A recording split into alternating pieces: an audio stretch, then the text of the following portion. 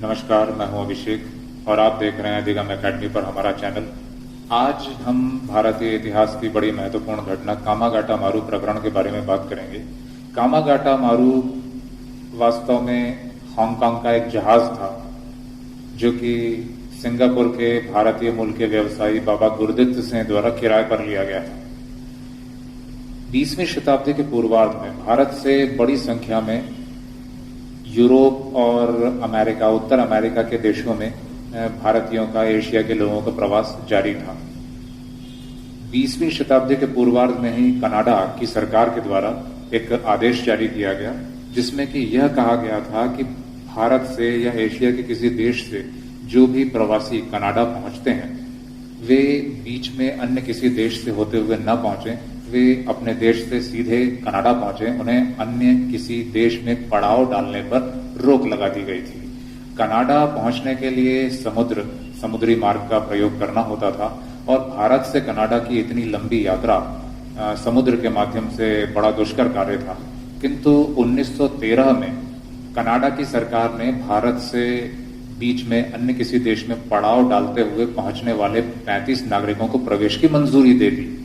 इससे उत्साहित होकर हमारे भारतीय मूल के व्यापारी बाबा गुरदित्त सिंह ने हांगकांग का एक जहाज कामागाटा मारू किराए पर लिया और पंजाब के लगभग 376 व्यक्तियों को लेकर वे कनाडा के लिए 4 मार्च 1914 को रवाना हुए। अब गुरदित्त सिंह भारतीय नागरिकों के साथ जब कनाडा पहुंचे तो कनाडा पहुंचने पर उन्हें 23 मई 1914 को प्रवेश देने से इनकार कर दिया गया और उन्हें वापस लौटने को कहा गया।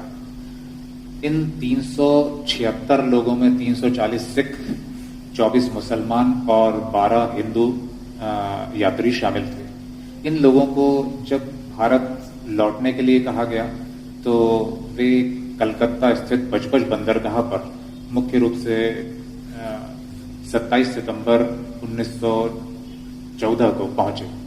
जब वे बजबज बंदरगाह पर पहुंचे तो यहां पर ब्रिटिश सैनिक उनका इंतजार कर रहे थे और अंग्रेजी सरकार के खिलाफ राजनीतिक विरोध करने और नियमों का उल्लंघन करने के मामले में इन निहत्थे नागरिकों पर, महिलाओं, बच्चों, बुजुर्गों पर गोली चलाई गई जिसमें कि 19 लोगों की मौत हो गई बताया जाता है। यह ब्रिटिश इतिहास की भारत में होने वाली एक बड़ी बर्बरतापूर्ण घटना थी जिसमें कि कुछ लोगों पर, निहत्थे लोगों पर गोली चलाई गई थी। जलियांवाला बाग हत्याकांड के पहले यह एक बर्बर हत्याकांड कहा जाता है 1914 में जो घटित हुई थी। इसकी पूरे देश भर में आलोचना हुई। तत्कालीन समय में कांग्रेस ने भी इसकी आलोचना की। मदन मोहन मालवीय की अध्यक्षता में एक जांच कमेटी भी गठित की गई थी। दूसरी ओर अमेरिका में भी इसका विरोध हुआ जिसमें कि बरकतुल्ला और अन्य नेताओं ने इसका विरोध किया। कनाडा में इस घटना के खिलाफ एक समिति गठित की गई थी जिसे शोर समिति कहा जाता है।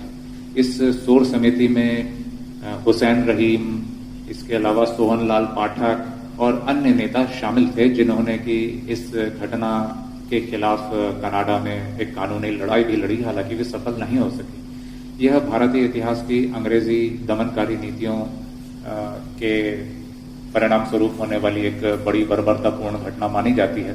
2014 में भारत सरकार ने इसकी याद में एक 100 रुपए का स्मारक सिक्का भी जारी किया है। 2016 में कनाडा की सरकार ने इस घटना को कनाडा के पाठ्यक्रम में शामिल किए जाने की घोषणा भी की। साथ ही साथ कनाडा के प्रधानमंत्री जस्टिन ट्रूडो ने इस